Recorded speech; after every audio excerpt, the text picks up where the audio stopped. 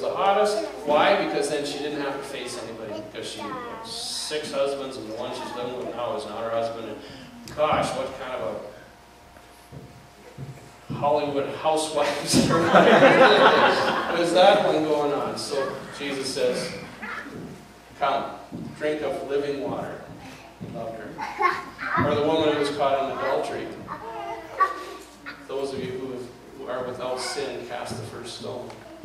All of those and many more examples of Jesus' scandalous love for everybody, the outcasts. And I guess the question becomes, who would make our list? Who would make Jesus' list of scandalous, or of recipients of scandalous love today? Would it be the terrorist? Would it be the pedophile? Would it be war criminals? Would it be a dictator? Would it be environmental polluters? Think about that. Who would make the list requiring scandalous love? Who would be the ones that Jesus would pick? Who are those in our community? I have a friend who's a pastor, and he does, one of his ministries is work with abusers. Not abuse victims, but abusers. Because he knows that men who abuse their wives and their children and other people need help. They need to know they're loved by God. They need to know that there are ways out of their behaviors. Almost a leprous kind of a group. Who wants to deal with those? News stories this past week are about the number of Aboriginal people in our jails and the gang violence that goes on with that. Are those people who are needing for that level of scandalous love? What would that look like? How are we to be people, Christ followers, if we're not working on sharing that same kind of scandalous love? What if the church wasn't seen as irrelevant at best by many people, or dangerous at worst by many people? This past week on one of the news channels, we saw the story of a video of a pastor in Steinbach, Manitoba, preaching against the anti-bullying law that is coming out in Manitoba. And I'm sure in his mind he was defending his own religious freedom, but in my mind and in the mind of many, many, many people who were listening, all they heard was that gay boys and girls in Steinbach aren't as safe as other kids in Steinbach, Manitoba. What does that do to our people's image of us as church? Why are we not considered irrelevant if that's the kind of stuff we do? How do we as a church, how do we as people who are the church make a difference in our daily life, in our world out there? How about what would it take for the people to say of the Christian church, as they did way back in the beginning, see how they love one another? What would it be like if we were seen as people who love scandalously rather than the church as a bastion of judgment?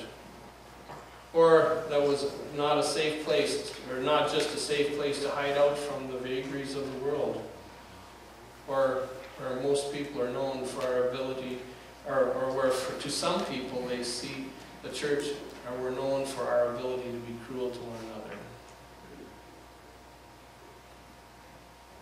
Stories told of a brother and a sister, and the sister was sick and she needed a blood transfusion. It turned out her brother was of the right blood type. And they were going to do it right side by each on 2 gurneys in the hospital. And they hooked up the 2 lines, and the brother said to the doctor, "Will I begin to die right away?" For him, he was prepared. He loved his sister enough that he would die. He thought that's what it meant. That's what he was about to do. That's what scandalous love is. That is what the example and the encouragement of Jesus dying on the cross looks like. Well, the world is desperately in need of Christ followers who are prepared to love that way. If we aren't going to love that way, maybe we don't need to be here. Maybe we don't need to be the church. Maybe God will find other ways to be the church, bring about, to share that scandalous love. The world is desperately in need of people willing to love with that scandalous abandonment. People willing to live to the extent that we die, either a little or a lot, for someone that needs love. People willing to love God and to love one another. People willing to leave the business of judgment to God and just get on with the work of loving.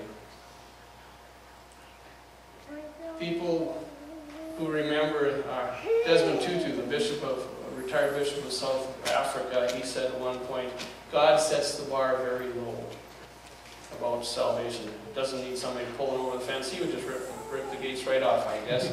But sets the bar very low. Low for the prodigal son and for the older brother. Low for you and low for me. And to that we can say thanks be to God.